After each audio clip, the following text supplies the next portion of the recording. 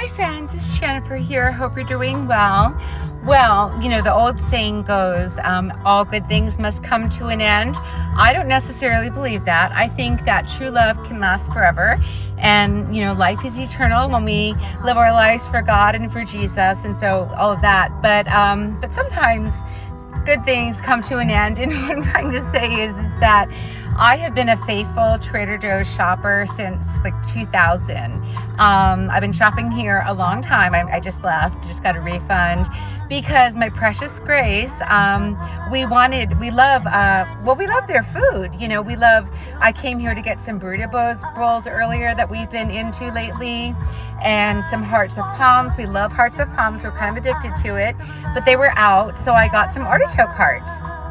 Similar, not exactly the same, but you know, it's kind of in the same family. And anyway, there was a fly in.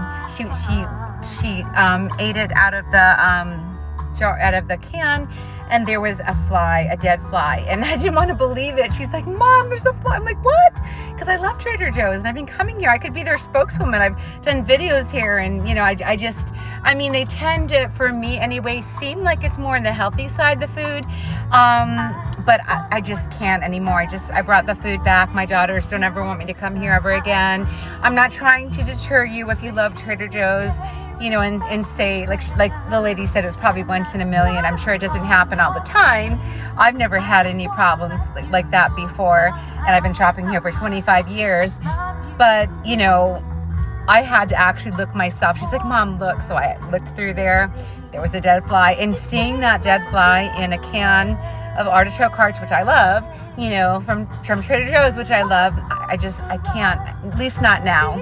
There's going to have to be an abstinence period for quite some time. So probably I just won't shop here anymore. I mean, I might later on or something, but my daughters don't want me to, and I'm not going to go against their wishes. So, you know, in LA, or, you know, in Southern California, we have Ralph's. We have Vons, we have Sprouts. I'm not a big Sprouts fan. Whole Foods, they're kind of expensive. Somebody used to call it whole paycheck. They're a little bit on the expensive side, but they have some good things. So I might actually start going to Whole Foods, seeing what they have, seeing what I really love there that I can't get anywhere else. But basically, I'm trying to eat more protein now. So I'm having my protein shakes for breakfast, and I just went to Target. Target has good things too. Walmart has good prices, and they have some good things. Pretty much Walmart, Vons, Ralph's all kind of have the same things. And I went to Target. They have some nice things too. So I'm just going to have to just start looking around now, start shopping around. But I am having my protein bars, you know, a couple of those a day, and then at least one a day, and then my protein shake for breakfast. And then, so basically shopping for my daughters, you know, what they like. But anyway, I just thought I'd share that. So this is my song. Go check it out on Spotify. I Just Want to Hold You in My Arms Forever. My Daughters and my favorite song. I said earlier in a video that my favorite song was Love Divine, Our Fiat. All my songs are my favorite songs. Every song was inspired by God and inspired by love, by true love. So go check them out. Jennifer Grace and the Starry Eyes is the band name.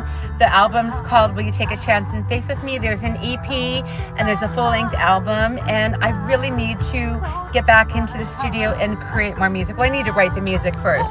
My daughter Grace is a prolific songwriter. She really is. I'd love to work on some music with her. We are now signed with a School of Performing Arts in LA, and they have a recording studio there, and they have some songwriting classes. I don't necessarily think I need songwriting classes. I'm not trying to toot my own horn, but I think I'm an amazing songwriter. I think I could win a Grammy for this album, and you never know, dreams come true. I always thought that I'd win a Grammy, and maybe one day I'll win a Grammy for this album exactly as it is, because God had a plan for this music. Started writing it in 2000. Some of the songs were like, well, for the first song, Believe in Jesus, when I was 3, and re-recorded it and added a little bit more to it for this album. But my song We Are Special, I wrote like in 2007. Will You Take a Chance and Faith With Me, 2007.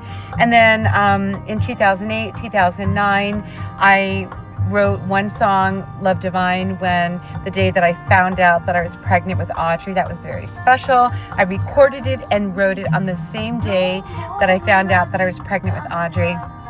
This song I wrote in New Year's Eve. I recorded it. I wrote it. I forgot when I wrote it. I wrote it in 2008, and I recorded this on New Year's Eve 2008, going into 2009. So the album was released. The EP was released before I got married. It was with my ex-husband, and the album was released. We performed at a church event. We did a lot of church things, like our church carnivals. We did at our former parish, and we were big with the Theology on Tap, which is a big young adult ministry thing. And I did that for like 10 years. And then when I started dating him and got married to him, we did that together. And we did a religious education congress. That was for the San Fernando Valley. That's when we released the full-length album, Will You Take a Chance in Faith with Me. Audrey was like, I think 5 months old, and then we performed at our church carnival and sold some CDs there. But God had big plans for it. And then, unfortunately, I'm not going to go into details, it's very personal, but I ended up getting a divorce. And so basically, and then I've been fighting for justice for me and my precious girls. I mean, they were unjustly and illegally taken away from me, as many of you know if you follow me, 4 times. One time on paper for like a week.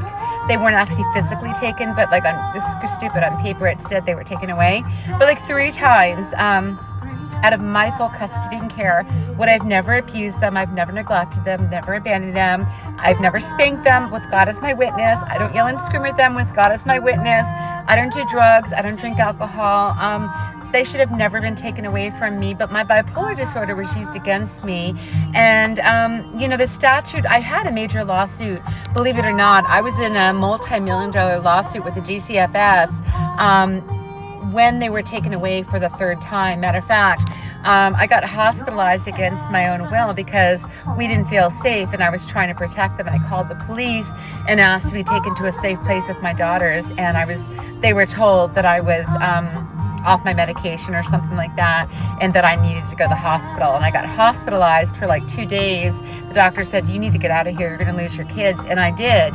But I was in the hospital, and my former attorney called me, and she was my attorney at the time, and said that the lawsuit got dismissed. She didn't get her briefing on time. Now, if she would have got her briefing on time, I would be a very, very rich woman. I'm rich in spirit, of course, and I will be compensated, with our gifts and talents, me and my daughters. But having them being, because that lawsuit was for the 2 times that they were taken away. But with that 3rd illegal removal, oh my gosh, I probably would have gotten somewhere from like between $10 and $30 million, because there's a mom like myself who unjustly and illegally lost custody 1 time, and not even for as long as me. I think it was maybe like a couple of years of her daughters, and maybe like 5 years. I don't know how long, but it wasn't like as long as me. This time it's been 9 years. She got $10 million. So yeah, the statute of limitation